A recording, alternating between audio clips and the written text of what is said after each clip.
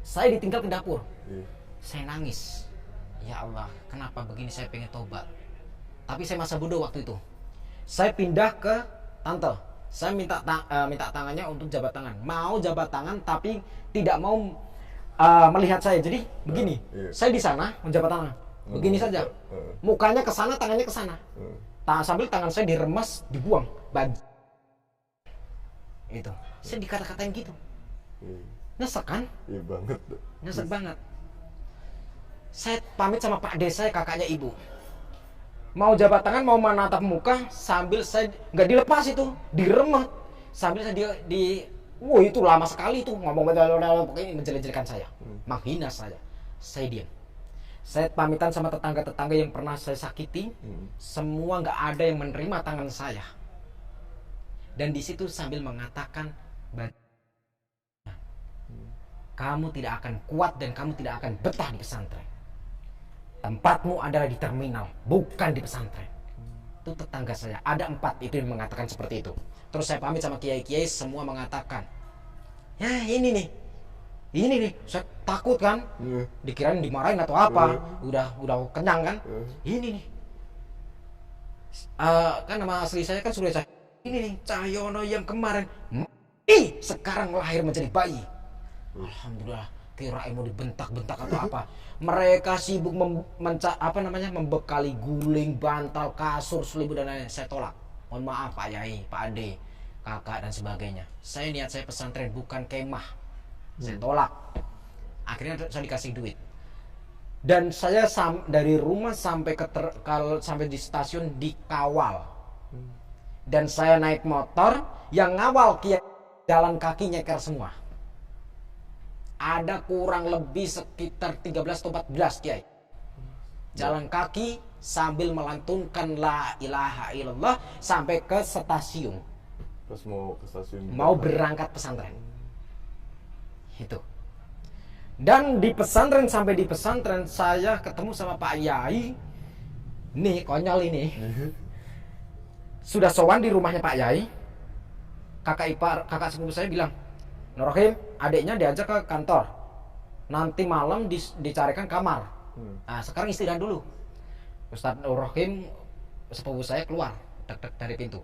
Saya mau ikut keluar kan, langsung Pak Kiai, cek, tangan saya dipegang, tangan kiri saya dipegang, tek gitu. Nah, kamu duduk dulu, duduk. Iya Pak Kiai, duduk. Di depan Pak Kiai ada toples, isinya rempah Kiai. Diambil, dibuka, tek, diambil tangan kanan, ditutup lagi. Dicuil, tangan kanan dimakan beliau, tangan kiri dilempar ke saya.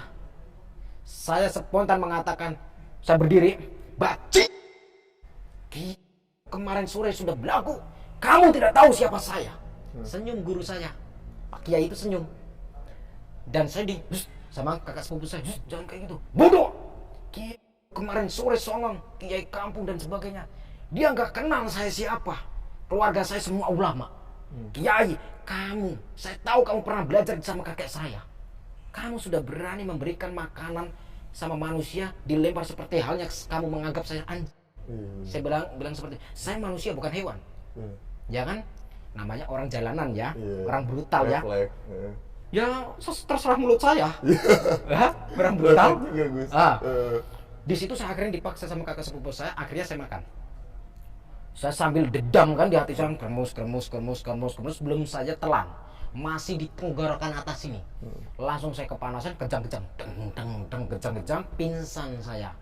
Singkat ceritanya saya siuman, ternyata semua isi saya di tangan kanan kakak sepupu saya. Dek, ini punya siapa? Saya ngelirik ke kiri. Sini. Saya dalam hati, sini. Kok semua di luar? Siapa yang bisa mengeluarin? Saya mengingat waktu nenek-nenek yang ngisi saya itu, pesannya yang bisa mengeluarkan ini hanya saya katanya. Tidak ada orang yang bisa mengeluarkan ini, sekalipun saya sudah mati. Itu. Ternyata kiai ini bisa mengeluarkan dengan rempeyek. Gokil. Dan di situ saya langsung dalam hati saya melirik ke Pak Yai gini, dia senyum. Nggak ada sepatah kata huruf pun, nggak ada kata-kata keluar dari mulutnya beliau. Saya ngelirik begini, kok gini? Saya ini harus mendapatkan ilmu dari orang ini. Ini sakti bisa mengeluarkan bedaku ini. Makin tertantang gitu ya. Ya. Benar. Keren. Dan saya di pesantren 9 tahun saya pesantren. Nggak pernah pulang. Nggak mau pulang, nggak mau dijenguk. Yang penting transferan dong. Iya. Transferan, duit. Ya. Dan di pesantren saya ditugaskan sama Abah Yai, musafir dari ujung Banyuwangi sampai ujung Banten, kembali ke pesantren lagi setahun lebih. Syaratnya saya 15 tidak boleh ngobrol sama manusia seperti ini. Kamu manusia kan? Tidak boleh ngobrol seperti ini lebih dari 15 menit. Nggak boleh ngobrol. Terus setiap kali hembus nafas selagi mata melek itu harus baca 1 kali istighfar. 1 nafas 1 istighfar. Dikala saya berjalan 1 kali langkah kaki 1 sholawat. Setiap melintasi ketemu makam waliullah harus mampir ziarah 3 hari 3 malam, harus khatam Al-Quran. Terus dilarang minta-minta dan kerja. Saya dibekalin uang 60.000 sama pakaian 1 setel yang saya pakai dan 1 setel di tas, dan Al-Quran 1 dan tasbih 1. Dan di situ apa ya, banyak pantangan dan rintangan yang saya lakukan. Terus sampai di pesantren, singkat ceritanya 1 tahun lebih, sampai di pesantren istirahat 1 hari 1 malam, dipanggil sama Abah Yai, terus dipendam hidup-hidup selama 41 hari. Dipendam. Setelah selesai dipendam hidup-hidup 41 hari, masih hidup, istirahat 1 hari 1 malam, dipanggil lagi. Saya disuruh kaki di atas pohon, kepala di bawah. Kalong namanya. Berapa lama itu? 41 hari. Itu makan buah kelapa muda, minum air kelapa muda. Itu buka puasa sama sahur puasa, ya. Dan di situ selesai, terus istirahat 1 hari 1 malam, dipanggil lagi, disuruh naik ke pohon pete. Itu sudah dikasih dari ranting-ranting pohon pete itu dikasih apa namanya itu, papan, blabak papan. Saya duduk di situ 41 hari. Syaratnya nggak boleh pipis dan nggak boleh kentut, nggak boleh dan nggak boleh turun sebelum selesai 41 hari. Dan di situ makannya nasi putih dan air putih, tapi nasinya itu dicampur air, dan syaratnya harus 3 suapan itu dengan jari 3. Dengan jari 3 ini. Serba 3 jari 3 pulukan. Ya. Kalau nasi dikasih air dapatnya berapa butir? Iya. Itu. Nah, minumnya harus 3 telegukan, glegek. Karena saya alhamdulillah saya gini-gini cerdas. Ranking saya 1 2 terus. Nggak pernah ranking 3, ya. Dan di situ saya menggunakan politik. Bagaimana saya supaya tidak pipis dan kentut? Saya mengurangi minum. Saya dikit aja glegek, gitu aja 1 kali. Glegek itu pun sedikit supaya saya tidak terasa pipis. Dan pesantren saya itu ada di pegunungan Gunung Lawu. Malang. Gunung Lawu Ngawi. Oh, Ngawi ya. Iya, perbatasan Magetan, dan saya di Magetannya. Oh iya, Lawu ya. Kira Dan Gunung Ngawi. Bukan Gunung Ngawi, Gunung Lawu. Dan di situ kan dingin di sana. Orang kalau dingin pasti pengennya pipis ya. Iya. Ini saya alhamdulillah berhasil. Setelah itu saya, ya unik lah, Abah Yai sampai pernah memberikan saya ngasih beras 1 kilo di wadah plastik, tapi dibuang di serambi masjid, dicecerin gini. Saya lagi ngecat kaligrafi tulisan khot gitu kan, Arab. Dipanggil, nak sini. Iya bah. Namanya santri salafi, nunduk ngesot gitu kan. Iya bah, ada apa bah gitu. Nggak berani mandang gitu, nggak berani. Iya bah, ada apa? Ini ada beras, disapu ya, nanti kumpulin, diajak teman-temannya masak, nanti makan sama teman-temannya. Saya sapu, saya masukin ke mangkok itu, terus saya bawa ke kamar. Sorenya saya makan sama teman-temannya. Besoknya 4 hari kemudian gula pasir 1 kilo juga dicacar-cacar. Kalau niat ngasih kan harusnya langsung dikasih. Kenapa dicacar? Dan kenapa harus disapu? Ada maksud tertentu mungkin. Ada maksud tertentu. Intinya menyapu itu membersihkan kotoran. Yang artinya membersihkan kotoran-kotoran yang masa lalu saya. Terus gula itu adalah manis. Dan beras itu adalah makanan yang memberikan kehidupan. Nah, yang artinya segala sesuatu yang kenapa harus disapu, kenapa harus dikumpulkan, kenapa harus dimasak, dan kenapa harus diberikan, berbagi sama teman. Yang artinya kalau saya sudah punya, misalkan punya rezeki, saya sudah punya namanya ilmu, saya harus berani berbagi. Iya benar. Ilmu wajib dibagi, rezeki wajib dibagi. Karena tidak semua rezeki kita milik kita. Benar. Kan seperti itu. Benar.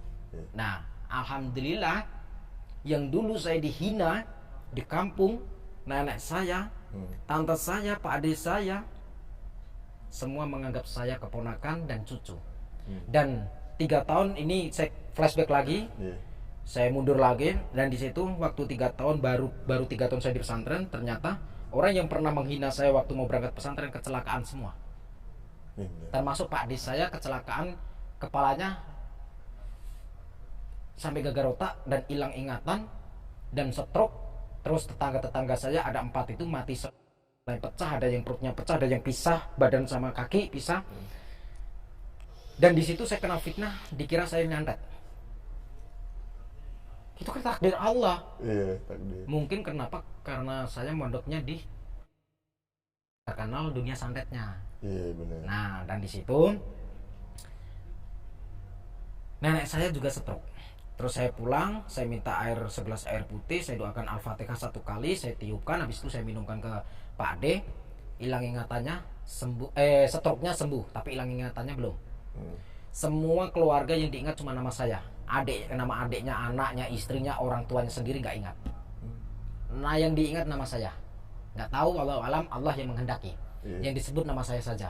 Kalau ketemu sama saya ingat nama saya. Kalau ketemu sama adik saya, sama ibu saya, sama keluarga, nggak ada yang ingat, nggak ada yang ingat. Dan di situ saya minta, saya mondok lagi 1 tahun, pulang liburan, saya minta Pak Ade, saya minta 2% hartamu, kan orang kaya, hartamu, saya minta 2%. Kalau pengen sembuh. Akhirnya sama anak-anaknya dikumpulin hartanya, 2% diserahkan kepada saya tuang ke pesantren. 1 malam langsung sembuh. Saya mintanya siang, terus besoknya itu sembuh. Sudah nggak hilang ingatan, waras wiris sampai sekarang. Ingat semua. Dan itu menjadikan sejarah sampai sekarang di 1 kecamatan. Dan sekarang tetangga saya yang jauh dari luar kampung pun menganggap saya saudara mereka, keluarga mereka dan lain-lainnya.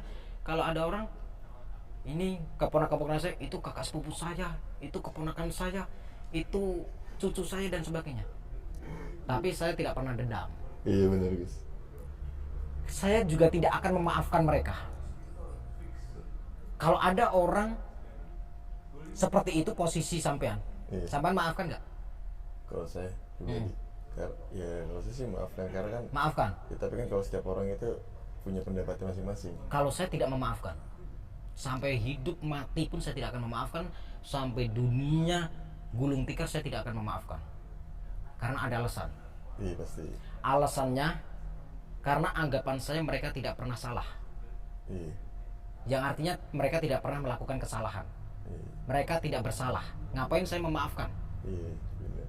Kalau mereka salah, wajib saya maafkan. Karena menurut saya, bagi saya, mereka tidak pernah salah. Iya. Itu semua takdir Allah, kehendak Allah, supaya saya lebih dewasa. Benar. Tanpa kejadian itu saya tidak akan sembuh. Tanpa kejadian-kejadian seperti itu saya tidak akan bisa tobat. Iya, benar. Jadi proses. Karena gimana ya, kita akan terbentuk ketika kita sering terbentur. Betul. Permata akan semakin mahal harganya bila mana permata itu sering digesek dan dipoles. Iya, benar. Ya. Tas dulu dong. Siap. Sama-sama ditinggal orang tua, sama-sama pernah nakal, sama-sama pernah. Ini STM juga, saya pernah STM. Iya. STM saya, kalau orang Semarang pasti tahu, STM Mojopahit. Oh, kayak nama kerajaan deh. Ya memang daerahnya Jalan Mojopahit. Oh iya. Itu jadi STM Mojopahit itu yang mendidik saya nakal di sekolah itu kepala sekolah. Diajak miras kayaknya di taksi yang rosok-rosok taksi itu. Iya. Jadi taksi yang sudah nggak ada gunanya diajak miras gitu. Terus saya dikasih tahu, nanti kalau tahu kamu temuin sama kakak kelasmu yang namanya ini, alatnya semua di gudang ini ada khusus disediakan alatnya. Jadi kepala yang ngasih itu Ngedukung Gus ya. ngedukung. Musuh kami waktu itu sekolah adalah STM 5 Semarang. Nah, SMK 5 ya, kalau orang tahu itu. Dan di situ saya cuma setahun sekolah di situ sih, 2 hari sih di penjara.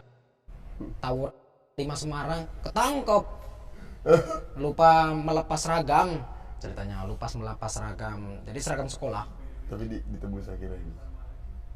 Bukan ditebus, lebih ke kan itu peringatan ya. Oh iya. Biasanya menghapus kalau pelajar emang biasanya 2 hari diingat ya. Maksudnya kayak buat peringatan biar kita jerah ntar dibebasin lagi. Iya. Gitu. Itu yang ini kepala sekolah saya kan polisi juga. Iya. Polisi sipil kepala sekolah. Karena sekolahan itu swasta kan, itu milik keluarganya. Milik keluarganya. Dan akhirnya dilepaskan atas jaminan si kepala sekolah itu. Oh iya. Gitu. Ada sekitar 20 berapa waktu itu, lupa, 20-an lebih gitu, yang ketangkep.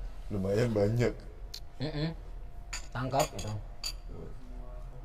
Itulah sedikit Perjalanan hidup gue sih. perjalanan hidup. Keren sih. Pernah sekolah berantem tawuran. Sama gitu background dulunya. Sama ya. Nakal.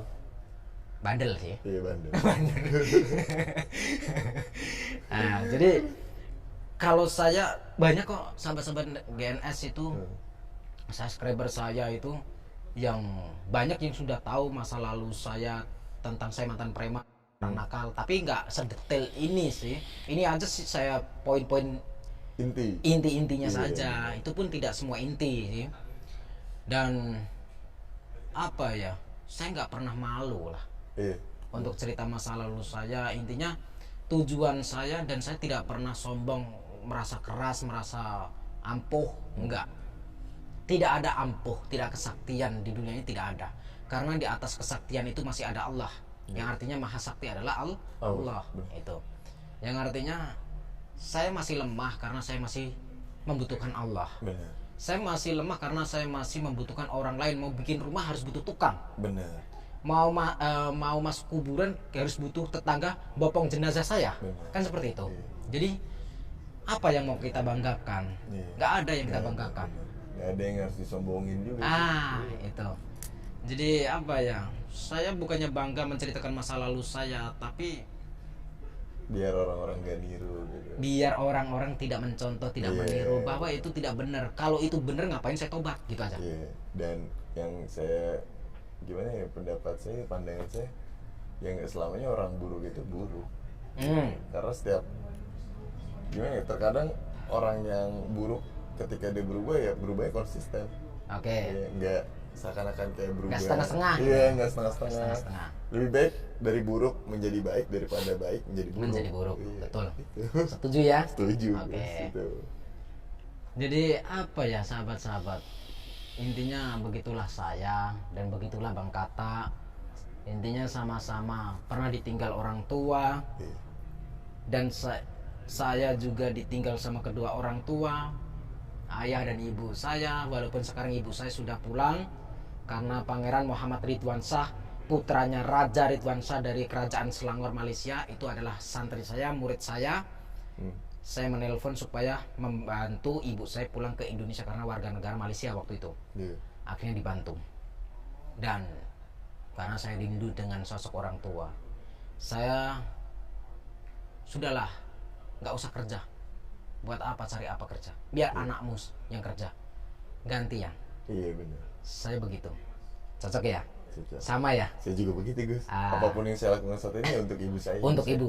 Karena saya gimana ya? Muliakanlah ibumu karena surga kan di telapak kaki ibu. Betul. Gitu. Bagaimana kita bisa mendapatkan surga kalau kita tidak membersihkan pintu-pintu surga itu? Iya.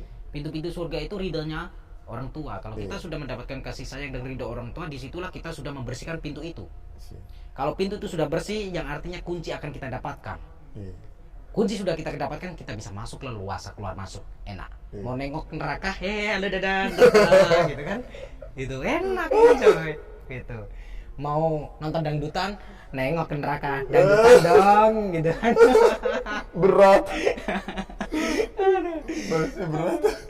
Jadi apa ya sahabat-sahabat, intinya kami berdua itu, walaupun Bang Nata dikenal bukan seorang ustadz, Iya. tapi juga masa lalunya sama seperti saya, pernah nakal. Pernah ya, bukan nakal ya. Kalau nakal berarti sampai sekarang nakal. Masih. Nah, pernah nakal. Saya juga pernah nakal, walaupun definisinya saya juga bukan seorang ustadz, tapi saya berusaha ingin ngaji dan ingin memberikan pelajaran kepada santri-santri. santri-santri saya, murid-murid saya, kalaupun dipanggil Ustadz silahkan. Beda background untuk saat ini saya sama Bang Nata atau Bang Katak, tapi sebenarnya sama. Kenapa? Bang Nata, Bang Katak pernah nakal, saya juga pernah nakal. Walaupun profesi kita, cara kita sekarang itu tidak sama. Ya, dulunya sama-sama nakal. Sekarang beda. Tobatnya karena bukan untuk dakwah, bukan dakwah ya. Jadi bukan untuk pengajar seorang agamis atau religius, seorang ustadz, bukan. Tapi kalau saya lebih ke arah situ, jadi saling melengkapi. Iya. Makanya Bang Katak mungkin berani menemuin saya waktu saya tantang kemarin itu. Mungkin juga pengen sharing juga, siraman rohani juga. Karena mungkin Bang Katak juga pernah melihat nonton YouTube saya mengatakan saya pernah nakal. Dan di situ mungkin terketuk hatinya juga. Makanya dia sempat nanya tadi kan. Di situ. Sekarang Bang Katak kesibukan apa? Ya, YouTube sih. Nge-YouTube. Iya, sama ada usaha. Konten kreator ya. Iya. Usaha juga ada bengkel. Cuma usaha sama teman bareng. Oh, ini partneran. Iya. Oke, semoga bengkelnya semakin luas, Amin. semakin besar, semakin berkah manfaat rezekinya. Amin, ya. Di mana bengkelnya? Di daerah Suradita Cisauk. Motor, mobil? Motor. Motor. Semoga sampai bisa servis mobil, pesawat ya. Amin. Amin. Terus apa ya? Instagram apa? Instagram. Mm-mm. Instagram sama kayak YouTube namanya. Instagram sama kayak YouTube, nanti di bawah ini ya, Instagram sama YouTube. Jangan lupa di follow, di subscribe. Nah, khususnya teman-teman GNS. Banyak teman-teman GNS biasanya taat tuh, nurut sama kata-kata saya. Kalau saya bilang subscribe. Ya, canda. Subscribe. Saudara saya, insya Allah sekarang saya anggap seperti adik saya dunia akhirat, insya Allah. Amin. Itu sama-sama. Dan di situ saya ingatkan kembali lagi, saya akan berulang-ulang mengingatkan kepada kalian semua sahabat-sahabat, jangan pernah tantang-tantangan, karena Rasulullah Shallallahu Alaihi Wasallam tidak pernah menantang orang kafir. Justru Rasulullah ditantang sama orang kafir. Bang Katak berusaha untuk sembuh, Bang Katak berusaha untuk mengenal Allah. Seharusnya kalian mendukung, jangan memancing. Tapi ingat, macan atau singa itu bisa garang, bisa mengeluarkan taring, dan macan dan singa itu juga punya lelah. Dikala lelah pasti tidur. Tapi ingat, dikala macan dan singa itu tidur, jangan pernah menggoda atau mengganggu macan tersebut, karena macan tersebut masih bisa mengeluarkan taringnya. Tapi biasanya orang nakal digoda seperti apapun akan menahan dirinya. Seperti kata Bang Katak kemarin, mau dipukulin diam. Yang penting diterima sama Allah ibadahnya. Niat baiknya diterima sama Allah. Semoga Bang Katak bisa membawa derajat kedua orang tua atau ibunya atau neneknya, bisa membanggakan selagi orang tuanya masih ada. Semoga menjadi putra wayang satu-satunya yang bisa mengangkat derajat dunia akhiratnya keluarganya. Amin. Oke sahabat-sahabat, ambil sisi positifnya, buang sisi negatifnya. Suka ditonton, tidak suka, tak usah ditonton. Intinya satu, apapun yang kita lihat itu belum tentu nyata. Akhirul kalam, wassalamualaikum warahmatullahi wabarakatuh. Saya Nur Samsun Al-Fakir bersama saya Nata Stefanus. Jangan pernah lupa salam putra tasbih, waca sholawate.